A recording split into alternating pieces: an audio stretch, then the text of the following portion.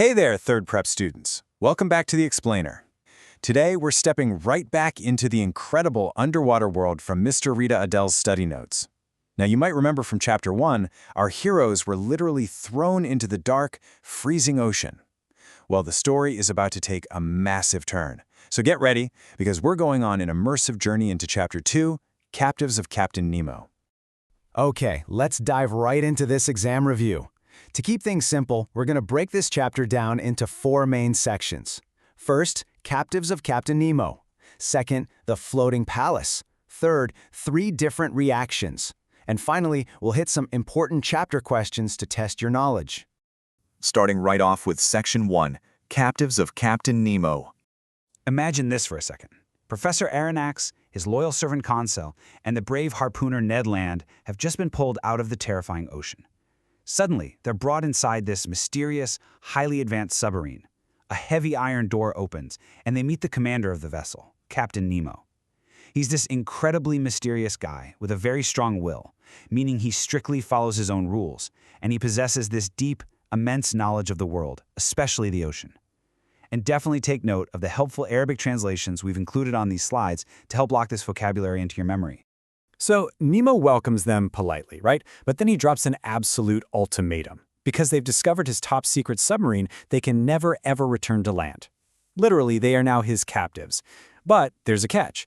Because they're actually allowed to roam the ship freely, they start to feel more like half prisoners and half guests. So they're kept alive, sure, but they've completely lost their home.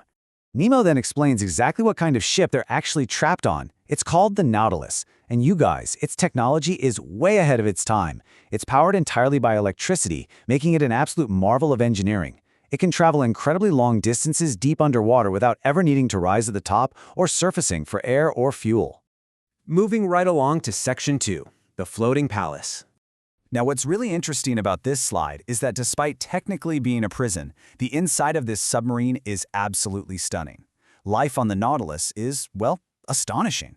It's not some dark, cramped metal tube. It's a true floating palace hidden underwater. When Nemo shows his new guests around, they're just amazed.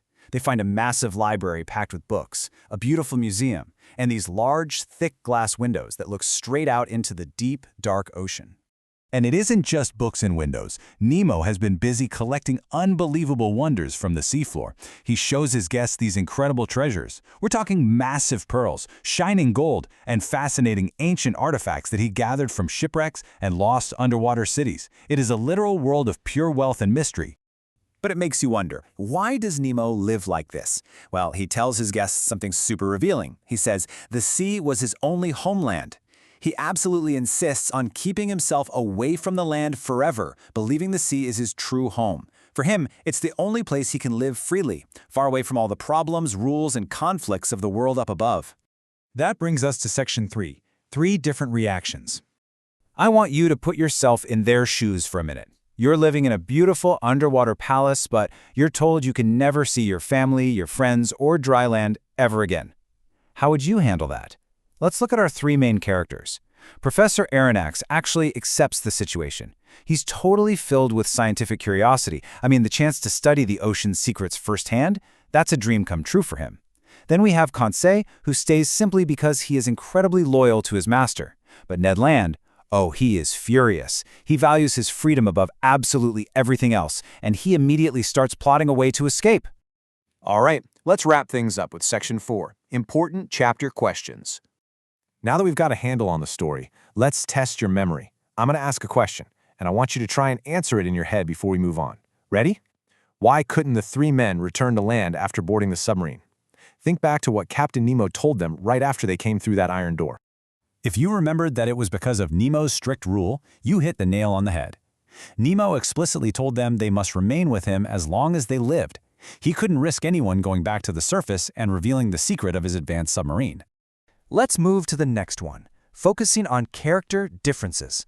Why did Ned Land absolutely dislike the situation, while Professor Aronnax was fascinated by it? Think about what really motivates each of these guys. And this brilliantly illustrates the clash of personalities we've got going on here. Aronnax loved science and discovery. To him, the Nautilus was the greatest floating laboratory he could ever ask for. But on the flip side, Ned loved his freedom and his adventures on land. Being trapped inside a metal box, even a really nice one, was his worst nightmare. Okay, this next one is a critical thinking question. It's asking for your own judgment. Do you think it was fair for Captain Nemo to keep the men on the Nautilus forever? Why or why not? Take a second to really weigh the morality of what Nemo actually did here.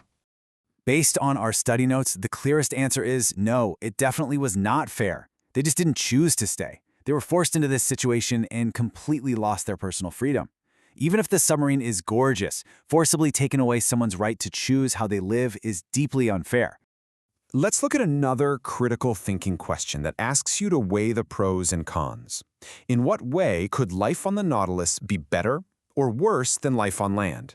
It really boils down to a massive trade-off. It could be considered better because they get this incredibly rare opportunity to explore the wonders and treasures of the deep sea, seeing things literally no human has ever seen before.